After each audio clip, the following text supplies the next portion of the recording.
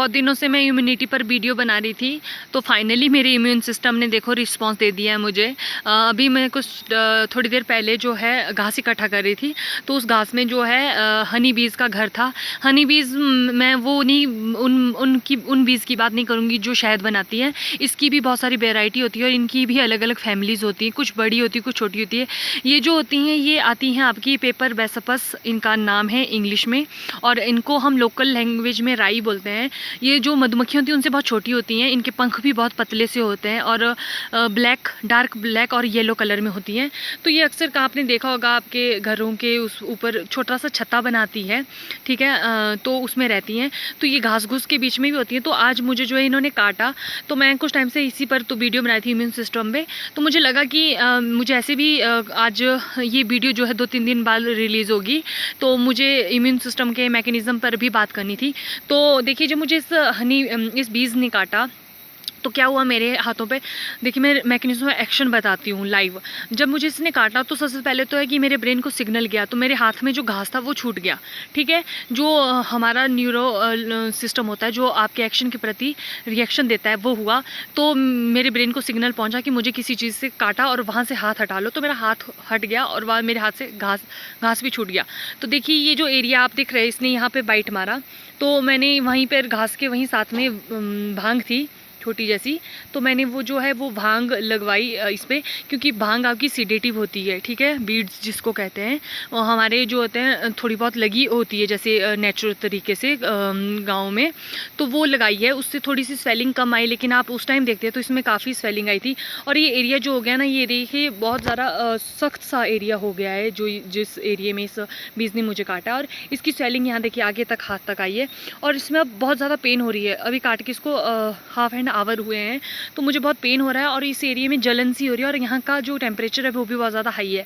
तो लोग जो कहते हैं घर में फैमिली कह रही है कि इसमें लोहा लगाओ उससे जहर हट जाता है, लेकिन मैंने भांग लगवा दी थी इसके ऊपर, भांग रगड़ी थी उसके पत्ते, और अगर आप चाहें तो इसके ऊपर आइस भी लगा सकते हैं। तो ये देखिए इम्यून सिस्टम का ही रिस्पांस है, ये इन्फ्लामेशन हो गई है आपको मैं बता दूं। तो जैसे हमारे जैसे बीज ने काटा तो क्या होता है, जो हनी बीज होती हैं वो अब कुछ अपने लार्वा होता है उनके लार जिसे कहते हैं, उसमें कुछ केमिकल होता है, वो उसने मेरे इस जो शरीर में इंजेक्ट कर लिया। तो देखिए मैंने जैसे बात की थी कि जैसे हमारे बॉडी में कोई फॉरेन पार्टिकल एंटर करता है हमारी बॉडी के अंदर, तो क्या रिएक्शन होता है हमारी बॉडी का रिएक्शन होता है एकदम से उस चीज़ के प्रति रिएक्ट करना। तो रिएक्शन में क्या होता है, हमारे सेल्स रिलीज होते हैं। तो इसमें कौन से वाइट ब्लड सेल्स मेरे रिलीज़ हो गए, और जो वाइट ब्लड सेल थे वो रिलीज़ होते ही क्या करते हैं, जो इस एरिया को होते हैं वो इस एरिया में साइटोटॉक्सिन वाला एक्शन स्टार्ट करते हैं। साइटोटॉक्सिन मतलब सेल जो क्या करते हैं, कुछ जो ये इस केमिकल के अगेंस्ट कुछ और अपने केमिकल्स क्रिएट करते हैं जो इसका पॉइजन को या फिर इसके जो टॉक्सिक नेचर को होता है इसको किल करने में हेल्प करता है। तो क्या हुआ कि इसने क्या करा, थोड़ी देर में मेरा जो हाथ था वो स्वेलिंग होने लग पड़ा। स्वेलिंग का रीज़न ये रहा कि जो मेरे सेल जो पोस्टाग्लैंडिन ब्रेंडिकाइनेज आपके जो केमिकल सिक्रीट हुए वो कहाँ चले जाते हैं, वो आपके ब्लड वेसल्स में चले जाते हैं। ब्लड वेसल में जाकर वो कुछ फ्लूइड लीक करते हैं जिसकी वजह से हमारे उस एरिया के चारों तरफ इन्फ्लामेशन कॉज हो जाती है। तो ये वाइट ब्लड सेल्स की वजह से होती है। आप देख सकते हैं ये हाथ मेरा जो है थोड़ा सा स्वेलअप हुआ है, तो इसमें अब पेन भी हो रहा है और ये बहुत सा सख्त सा हो गया ये एरिया। अभी इसको हील होने में ज़्यादा डेंजर नहीं है। तो अगर आपको कोई जैसे बड़े, मैंने बोला कि बहुत बड़ी टाइप वेराइटी होती है इसकी, हनी जो बीज होते हैं इनकी बहुत सारी वेराइटीज़ होती हैं। तो अगर आपको किसी बड़े उसने काटा हो तो आपको इंजेक्शन लगाने की ज़रूरत होती है, लेकिन ये नॉर्मल सा है, ये 1-2 दिन में ठीक हो जाएगा। लेकिन अभी मुझे बहुत ज़्यादा इसमें पेन हो रहा है और स्वेलिंग भी हुई है, मेरा इम्यून सिस्टम वर्क कर रहा है। तो आपके साथ भी कभी ऐसा हुआ होगा तो आप अब आपको इसका पूरा रिएक्शन पता है कि बॉडी ऐसा रिएक्ट क्यों करती है, क्योंकि एक जनरल इन्फॉर्मेशन होनी चाहिए कि हमारी बॉडी में ऐसा क्यों हो रहा है, किसकी वजह से। क्योंकि बहुत से लोग इस स्वेलिंग को गलत भी मान लेते हैं कि नहीं ये तो पता नहीं क्या हो गया। तो देखिए आपको साथ साथ इसमें जहर दिख रहा होगा, इसमें छोटे छोटे यहाँ का ना रैशेज़ पड़ रहे हैं, आप देख सकते हैं। मैं इसको सकते इसमें रैशेज़ पड़ रहे हैं, ये देखिए इम्यून सिस्टम वर्क कर रहा है। तो आप भी कभी आपको अगर कोई चीज़ काटे, ये तो मेरे को हनी बीज ने काटा, कई बार आपका क्या होता है किसी जहरीली चीज़ अगर हाथ में लग जाए तो उसकी वजह से भी ऐसा रिएक्शन होता है, स्वेलिंग आ जाती है उस एरिया पे। तो आप क्या करें, मैंने इसमें भांग रगड़ के लगाई है जो एक मेडिसिन का काम करती है, ठीक है। तो आप वैसा करें। यहाँ देखिए हाथ काफ़ी मोटा हो चुका है। तो मैंने एक नॉर्मल सा एग्जांपल दिया हनी बीज़ के काटने से। इसके अलावा हमें बहुत सी चीज़ें काटती है, या फिर कई बार क्या होता है कि डस्ट पार्टिकल से लोगों को स्नीजिंग हो जाती है, या फिर कुछ ऐसी चीज़ें खा लेते हैं जिससे एलर्जी हो जाती है।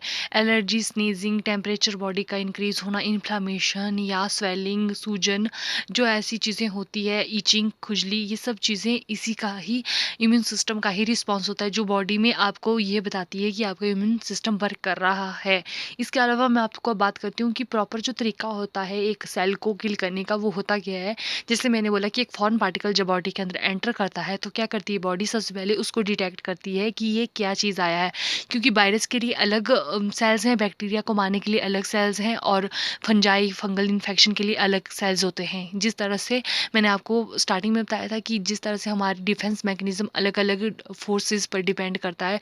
पुलिस वाले जैसे होते हैं, चोरों को पकड़ने वाले जो फोर्स होती है वो अलग होती है, क्रिमिनल्स को पकड़ने वाली फोर्स अलग होती है, जो रेपिस्ट होते हैं इनको लिए अलग होती है। तो उसी तरह जो हमारे बॉडी में फॉरेन पार्टिकल आते हैं, कौन सी फॉरेन पार्टिकल के लिए कौन सा इम्यून सिस्टम के सेल्स जो है उसमें हेल्प करेंगे उसको किल करने के लिए, वो डिपेंड करता है कि किस टाइप की इम्यूनिटी बिल्डअप होगी।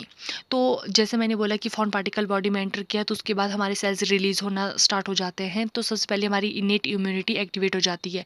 जो इनेट इम्यूनिटी होती है वो क्या होती है, बाय बर्थ हमें मिलती है जेनेटिकली माई पेरेंट्स के थ्रू। तो मान लीजिए जैसे हमारे अंदर कोई फॉरेन पार्टिकल आ गया बॉडी में, तो वो उसको किल कर रहा है। अगर मैं कॉमन एग्जांपल दूं, जैसे चिकन पॉक्स का केस होता है। आपको पता है कि बचपन में चिकन पॉक्स यानी कि जिसे छोटी माता के नाम से भी जानते हैं, माता जो निकलती है बॉडी में, चिकन पॉक्स छोटे छोटे दाने। तो क्या होता है वो आपकी पता आपको या तो बचपन में ही निकल जाती है, आपकी 13-14 की उम्र में निकल जाती है, 25-26 की, और कई बार इसके लेट भी निकल जाते हैं, लेकिन ये बॉडी में एक बार ही निकलती है। इसका भी एक वायरल इन्फेक्शन होता है जो आपकी बॉडी में जब आता है तो ये क्या कॉज करता है, आपके इम्यून सिस्टम को एक्टिवेट कर लेता है। तो देखिए ये एक सबसे पहले हमारी इनेट इम्यूनिटी एक्टिवेट हो जाती है। तो जैसे इनेट इम्यूनिटी एक्टिवेट हो जाती है तो उसको किल करने के लिए ट्राई करती है। लेकिन वो अगर वायरस, बैक्टीरिया या कोई भी पार्टिकल है, अगर वो बहुत ज़्यादा स्ट्रांग हुआ, ठीक है, तो वो क्या करते हैं, वो इनेट इम्यूनिटी क्या करती है, वो और सेल्स को, इसमें सारे सेल जुड़ जाते हैं, आपके वाइट ब्लड सेल्स भी होते हैं, आपके ग्रेन्युलोसाइट होते हैं, इसिनोफिल, वेसोफिल, मास्ट सेल भी पार्टिसिपेट करता है, मैक्रोफेजेस, बहुत सारी प्रोसेस होती है। उसके बाद क्या होता है, उसके बाद हमारी जो सेल मान लीजिए उसने किल कर दी, उसके बाद वो क्या करते हैं, एक मेमोरी सेल क्रिएट कर लेते हैं कि इन फ्यूचर ये मेमोरी के लिए एक डाटा रजिस्टर्ड हो जाता है। जैसे क्रिमिनल्स का हो जाता है ना, कि इन फ्यूचर उनको क्या कहते हैं, ऑनलाइन अगर उस बंदे के नाम पे कुछ और क्रिमिनल निकला तो पूरा उसका पूरी हिस्ट्री निकलती है, किसने पहले भी कुछ करा हुआ है। तो सेम यही है कि वो चिकन पॉक्स के जो वायरस होते हैं वो एक्वायर्ड इम्यूनिटी एक्टिवेट हो जाती है उस केस में, इसीलिए वो नेक्स्ट टाइम हमारी बॉडी में नहीं होता है, क्योंकि उसके लिए हमारी बॉडी ने क्या है, अब अडेप्टेशन कर लिया है, क्योंकि वो वायरस अटैक नहीं करेगा। इसके अगेंस्ट जो हमारे जैसे सर्दी, खांसी, जुकाम जो होता है, कई बार लोगों को सिर्फ एक टाइम ही होता है, बाद में नहीं होता है। तो उस केस में भी यही होता है, पहले हमारी इनेट इम्यूनिटी एक्टिवेट हो जाती है। जैसे ही इनेट इम्यूनिटी एक्टिवेट हो जाती है तो थोड़े टाइम के लिए, अगर तो मैंने जैसे बोला कि वो कॉमन वायरस है जो एकदम से किल हो जाएगा, तो वो बनाती नहीं है मेमोरी सेल, क्योंकि उनको ज़्यादा नीड नहीं होती है। लेकिन जैसे कोई स्ट्रॉन्ग बीमारी है, जैसे चिकन बॉक्स जैसी बीमारी है, इनके केस में बॉडी को जो है टैप इम्यूनिटी क्रिएट करनी पड़ती है, ताकि इन फ्यूचर जब वो चीज़ें आएँ, वो सेल्स आए, क्योंकि वो बहुत ज़्यादा डैमेज करवाते हैं बॉडी में। क्योंकि आपको पता है चिकन पॉक्स के केस में पूरी बॉडी जो होती है, हीट, टेम्परेचर इंक्रीज होता है, पूरा बदन टूट जाता है, और इसमें कई बार डेथ का भी केस रहता है। तो उस केस में इतना स्ट्रॉन्ग वायरस आता है, इसलिए बॉडी वो क्या है, अडेप्टेशन कर लेती है इन फ्यूचर के लिए, ताकि बॉडी इन फ्यूचर के लिए भी सेफ रहे। इस तरह से हमारा जो होल इम्यून सिस्टम काम करता है।